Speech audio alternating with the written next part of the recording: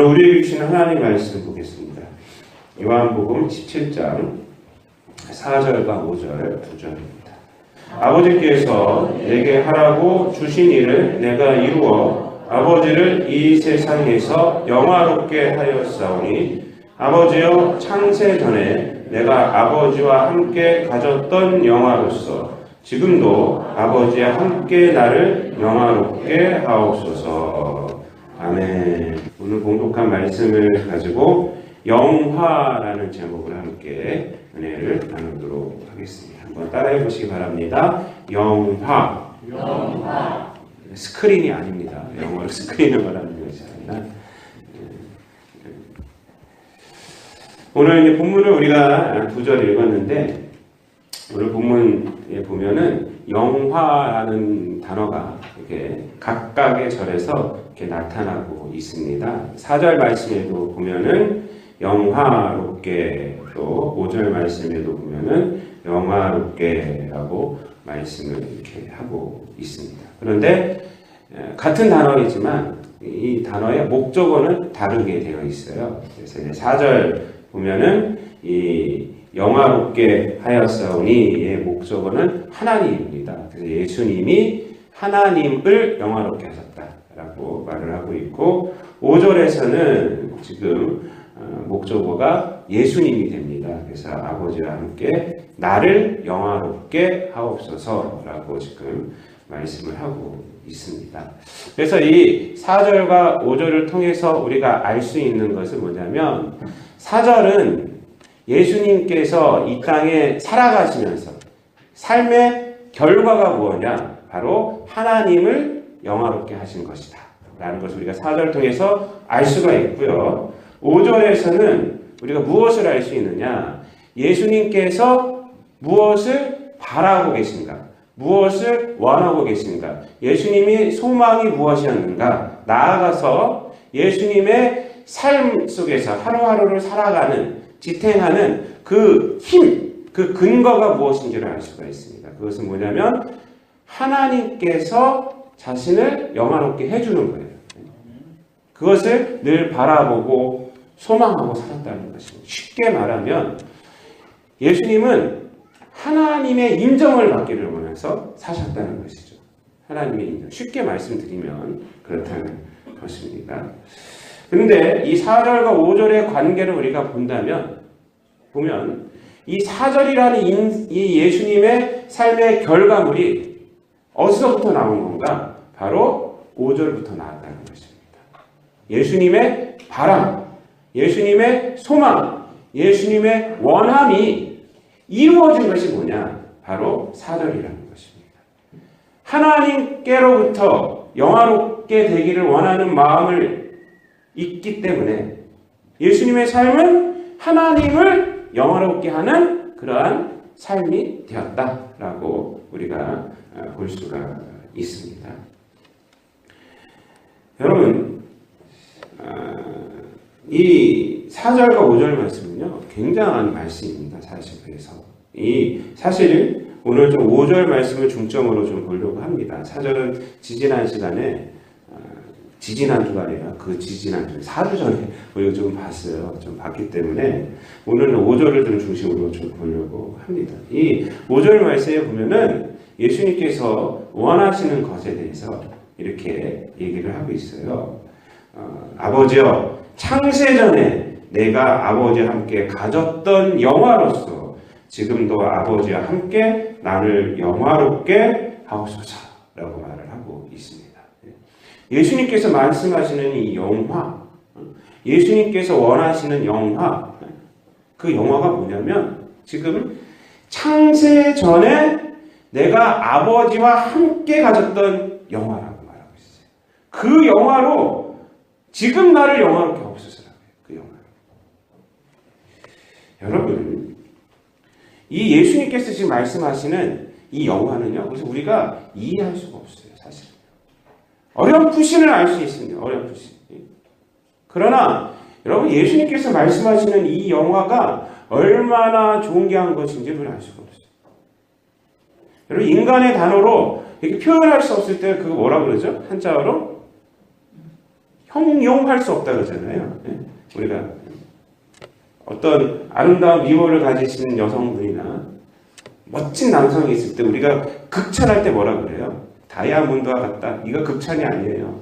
그것도 극찬이긴 하지만 그보다 더 극찬은 뭐냐면 인간의 언어로 형용할 수가 없습니다. 이렇게 이게 가장 큰 극찬이에요. 인간의 언어로는 표현할 수가 없다는 것이. 한번 옆에 있는 분들하고 한번 보시고 한번 해주실까요? 왜냐면 인간의 언어는 형용할 수가 없습니다. 도저히 이런 말을 할 수가 없어요? 옆에 얼굴을 보는 순간 이런 표현이 될 수가 없는 여러분, 지금 예수님께서 하시는 이 말씀은요, 지금 우리가 이해할 수가 없어요. 사실은요. 이 영화가 어떤 것인지를 다 알 수가 없어요. 왠지 아십니까?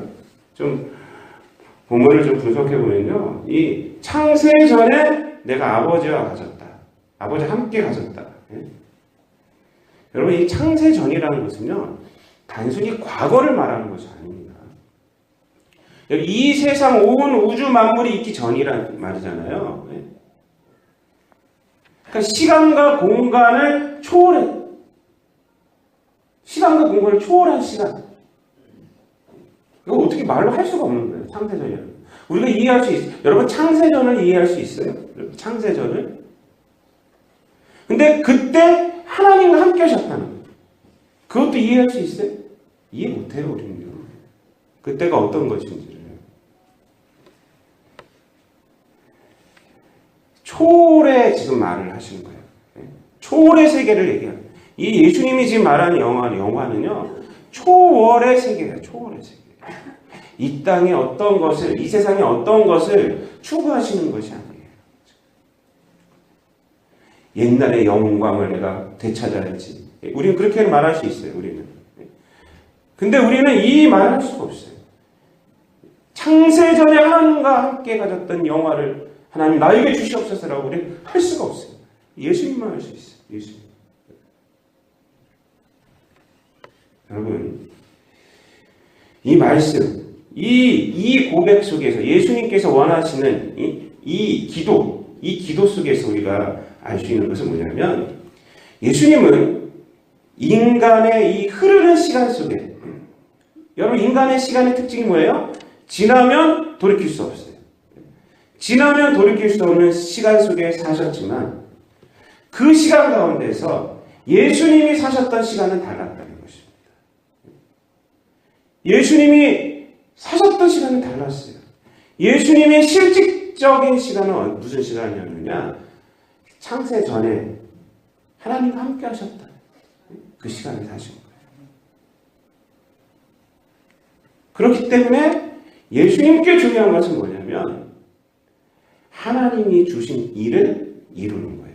그래서 이 세상 가운데 뭐 내가 성공하고 뭐 어쩌고 이런 것이 중요한 것이 아니라 이 세상 가운데 사시고 성육신에서 계셨지만 하나님과 함께 하셨던 분이 바로 예수님입니다. 그 영화를 갖고 계신 분이 예수님이에요. 그러니까 이 세상에 어떤 것에 유혹 당하실 일도 없고요. 그리고 지금 그 영화가 이루어지기를 예수님이 기도하고 있습니다. 지금. 여러분, 십자가가 우리에게는 구원의 증거가 되죠. 우리에게는. 근데 예수님에게는 무엇이 됩니까? 하나님의 뜻을 이루어드림으로 세상에 하나님과 예수님의 하나됨을 나타내는 증거예요. 십자가는 예수님에게. 우리에게는 구원의 증거지만 예수님에게는 뭐냐면 하나님과 예수님이 하나님을 나타내는 증거가 바로 십자가예요. 그래서 지금 그 영화, 창세전에 하나님과 함께 했던 그 영화를 나를 영화롭게 하소서라고 고백을 하고 있는 것입니다. 여러분, 기독교의 기쁨은요 바로 여기에 있습니다. 여기에 있어요. 기독교의 다름은 바로 여기에 있습니다. 여기에 있어요. 우리가 어떤 윤리적으로 살아갈 수 있게 하는 것이 종교다? 그것도 우리에겐 있지만 그것이 기독교가 아니에요. 만약에 그것이 기독교가 추구하는 것이라면, 윤리 도덕이라면 우리가 교회를 안 다녀도 되죠. 다른 종교 가져도 되고요. 우리가 그냥 세상 가운데에서 양식껏 살아가면 돼요. 그러나 기독교의 기쁨은 그것이 아닙니다. 그것을 훨씬 뛰어넘죠. 훨씬 뛰어넘어요. 예수께서 현실에서 초월의 영역을 갖고 살아계셨기 때문에 십자가를 통해 하나님을 영화롭게 하고 자신 또한 하나님의 영화를 받으신 것처럼 우리 믿는 자들의 삶 또한 이 세상을 살아가지만 예수님처럼 초월의 영역의 힘으로 이 세상을 살아가는 것이에요. 우리는. 다만 우리가 생각하는 초월의 힘은 예수님이 창세전에 하나님과 함께 가졌던 영화가 아니라 예수님께서 십자가로 이루신 구원이고 부활로 주신 영생입니다. 그걸로. 그래서 3절 말씀의 영생은 유일하신 참 하나님과 그가 보내신 자 예수 그리스도를 아는 것입니다. 라고 고백되는 것이에요. 여러분 이해되십니까? 여러분요, 예수님은요, 요한복음 11장에서 오빠 나사로의 죽음 앞에 절망하고 있던 나사로의 누이들에게 뭐라 그래요? 나를 믿는 자는 죽어도 살겠고 무릇 살아서 믿는 자는 영원히 죽지 아니하리니 이것을 너희가 믿느냐? 이렇게 물어보잖아요. 이렇게 말씀하시면서 이것을 믿느냐? 라고 묻습니다. 여러분 이 말씀의 의미가 무엇입니까? 예수 믿는 자에게 중요한 것은요, 예수를 믿는다는 것이지 살고 죽는 문제가 아니라는 것입니다. 예수를 믿는 자는 살아도 살고 죽어도 산다는 것입니다. 살고 죽는 문제, 이 세상에 살고 죽는 문제가 중요한 게 아니라 예수님이 중요하다는 것이에요. 너희를 믿느냐? 왜 그러냐? 예수님이 생명의 근원이시기 때문에. 생명의 근원이십니다. 기독교인이란 예수가 생명의 근원이시기에 예수가 삶의 이유가 된 자들이 기독교인이에요. 예수가 삶의 이유라니까요. 예수가 삶의 이유. 요한복음이 말하고자 하는 것이 뭐냐면 바로 이것입니다. 그래서 요한복음은 계속해서 예수님이 누군지 예수님에 대해서 계속 얘기하고 있지 않습니까? 지금까지 우리가 지금 3년 동안 봐왔잖아요. 3년 동안 요한복음. 나는 생명의 떡이다. 나는 양의 문이다. 나는 세상의 빛이다. 계속 나는 참 포도나무다. 예수님이 누군지를 계속 가르치는 계속 예수님. 예수님이 생명의 근원이라고 해요. 그리고 나서 요한복음 20장 31절에서 뭐라고 말하고 있습니까? 오랜만에 볼까요? 우리가 보겠습니다. 요한복음 20장 31절.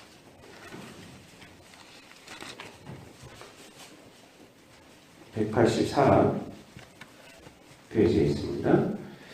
다 함께 읽습니다. 시작. 오직 이것을 기록함은 너희로 예수께서 하나님의 아들 그리스도이심을 믿게 하려 하며 또 너희로 믿고 그 이름을 힘입어 생명을 얻게 하려 함이니라. 아멘. 예수님이 누구시라고요? 하나님의 아들 그리스도시세요. 예수님이세요. 예수님의 정체성이 되는 거예요. 자, 우리에게는 뭐가 됩니까?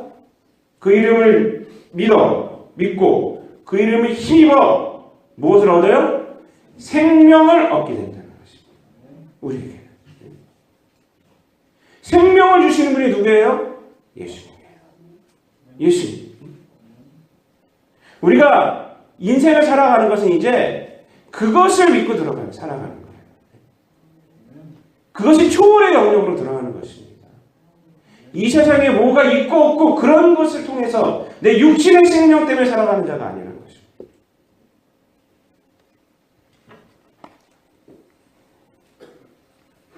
예수님을 힘입어 생명을 얻는다는 것의 궁극적인 의미는 단순히 세상 가운데서 오늘을 버텨내는 힘이 아닙니다. 기독교인의 삶의 기준과 바라봄이 달라졌다는 것입니다. 예수가 삶의 이유가 된다는 것입니다. 단순히 육신의 생명을 지탱해주는 현실적 어려움만 극복하는 힘이 아니라 그 이상입니다. 육신의 생명으로 이 땅에서 하나님의 소명을 위해서 일할 수 있게 하는 것이에요. 그것이 바로 영생의 삶을 살아가는 겁니다. 사랑하는 성도 여러분, 현재를 살아가는 힘이 여러분에게 무엇입니까? 무엇입니까? 한번 자기 자신에게 한번 가슴 놓고 한번 질문해 보세요. 나는 무엇으로 지금 현재를 살아가고 있는가? 무엇이 나에게 힘이 되는가? 여러분, 어떤 남편이 이 세상에서 가장 소중한 금 3가지를 얘기를 들었어요. 여러분 아시죠? 황금, 소금, 그리고 지금이래요. 그 중에서 가장 중요한 거는 지금이다라는 얘기를 들었어요. 그래서 너무 감명을 받아서 자기 부인한테 카톡을 날렸어요.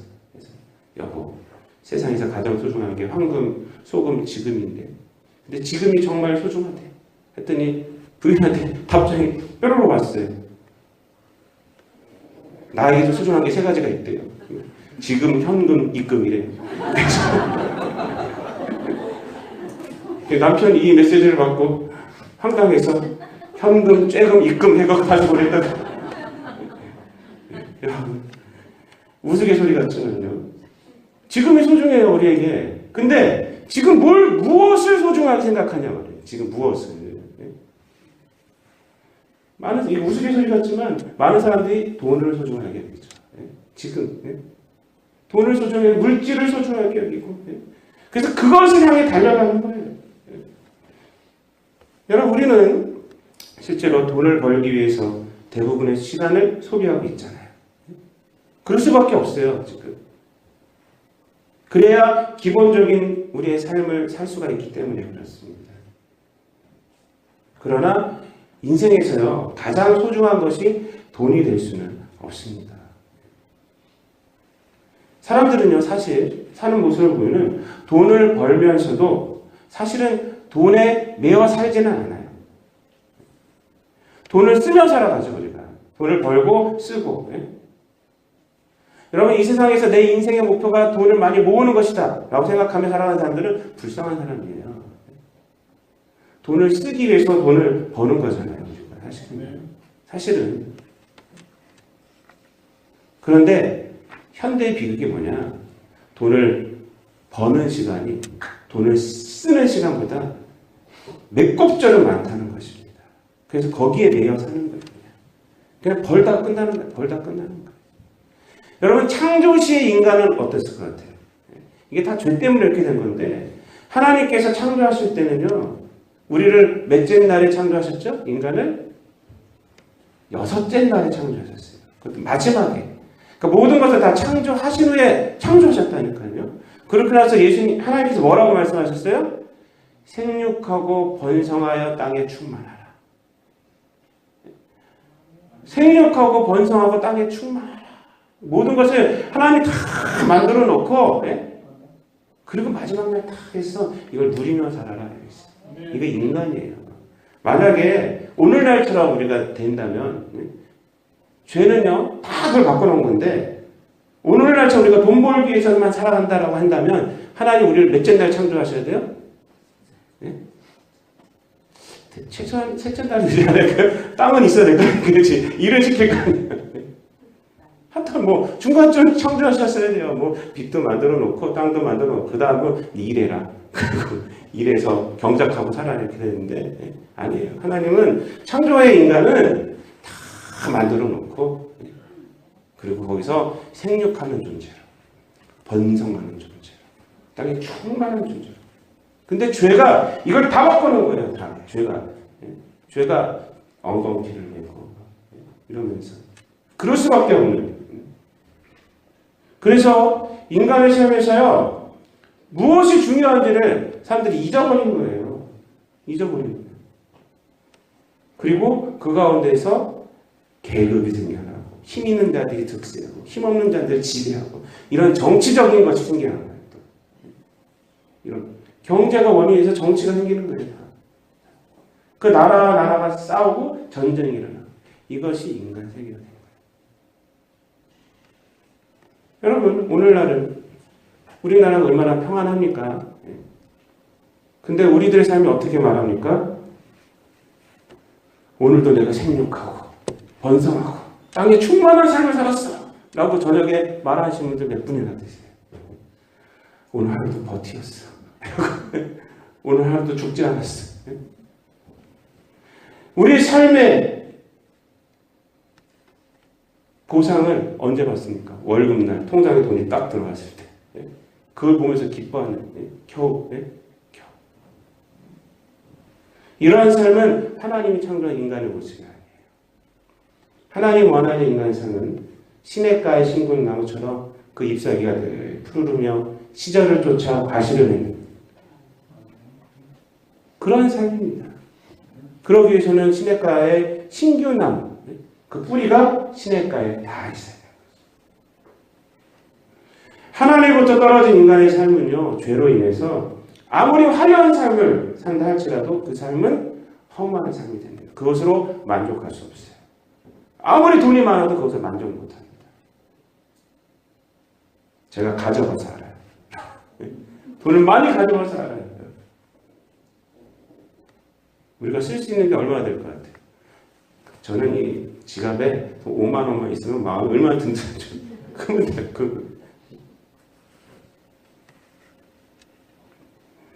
여러분, 아무리 100억, 200억, 300억, 500억 가져도요, 우리가 그 돈을 쓸 수 있을 것 같아요?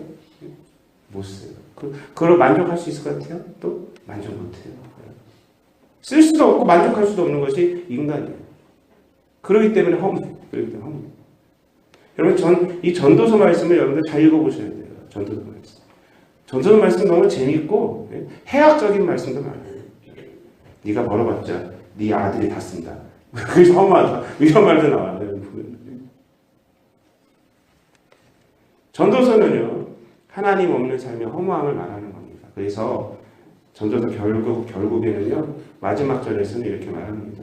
이래 결국을 다 들었으니 하나님을 경외하는 것이 인간의 도리다 라고 마지막에 말합니다. 그래서 12장 1절에 가면 청년의 때에 너 창조주를 기억해라 라고 시작해요.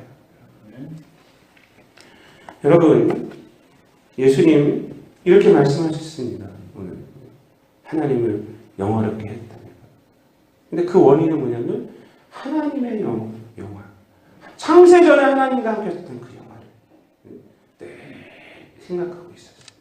그리고 지금도 5절 말씀에서 우리가 주목해야 하는 건 바로 이건데 지금도라는 거예요. 지금도.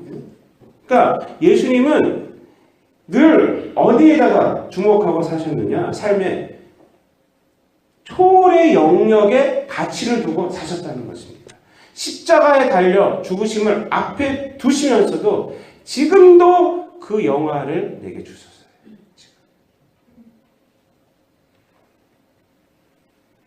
여러분, 예수님은 이 땅에서 우리와 같은 인간으로 사셨지만 똑같은 육체적 한계를 갖고 사셨지만 그럼에도 불구하고 그분은 그러한 삶에서도 초월의 영역을 가치로 삼고 사셨던 거예요. 그것이 바로 지금도란다. 지금도. 창세전에 하나님 아버지와 함께 가졌던 영화를 알고 있는데 어떻게 세상과 타협하실 수가 있겠습니까?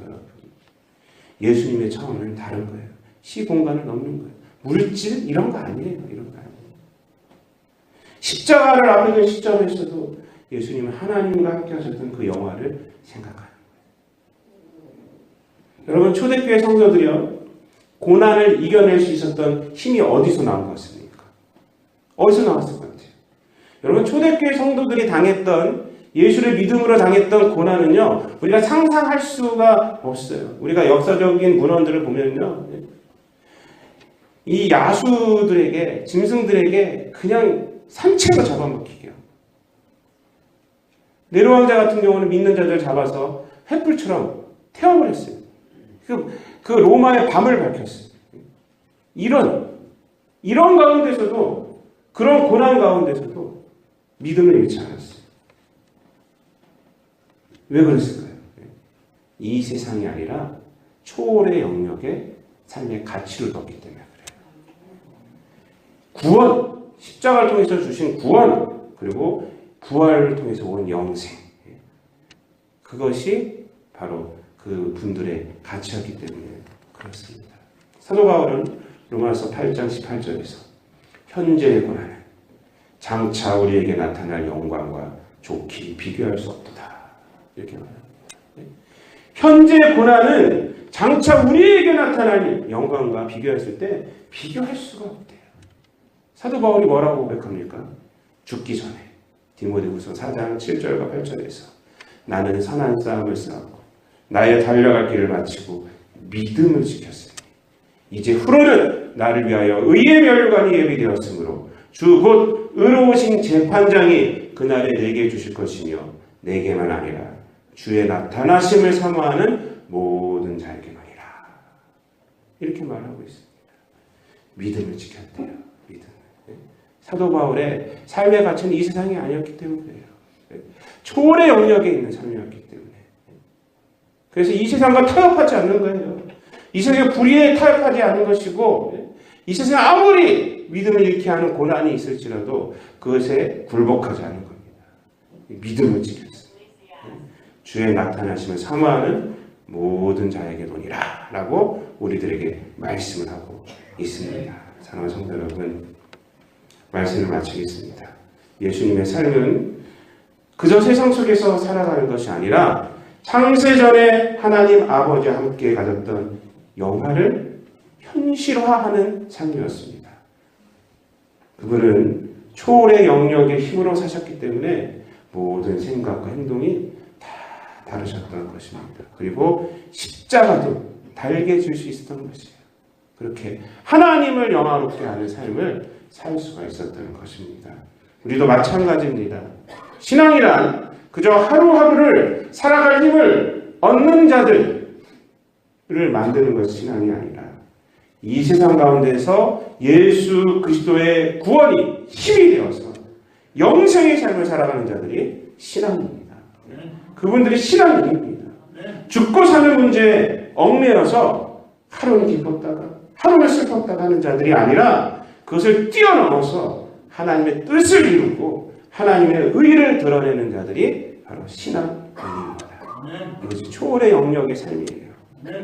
부디 이런 힘 있는 삶을 살아가시는 저와 여러분 되시기를 우리 주님 예수 그리스도의 이름으로 축원드립니다. 기도하겠습니다. 사랑과 은혜가 풍성하신 아버지 하나님, 썩어 없어질 육실을 가지고 하나님께 영광 돌릴 수 있도록 우리를 예수 그리스도의 십자가의 보혈의 공로로 구원하여 주심을 감사를 드립니다. 하나님의 뜻과 하나님의 의를 드러내며 영생의 삶을 살아가는 우리 모두가 되게 하여 주시옵소서. 감사드리며 예수님의 이름으로 기도드리옵나이다. 아멘.